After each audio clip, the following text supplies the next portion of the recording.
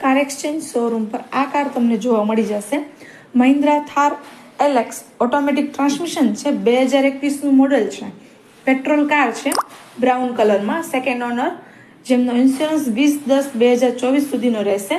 Kilometre જાણીએ તો 20,000 જેવી એપ્રોક્સ ચાલેલી છે. GJ34 પાસિંગમાં કાર છે. આ કાર જોવા માટે વિઝિટ કરી શકો છો તમે કાર એક્સચેન્જ શોરૂમ. આઈડીમાં હું એડ્રેસ અને કોન્ટેક્ટ નંબર મેન્શન કરી દઉં છું.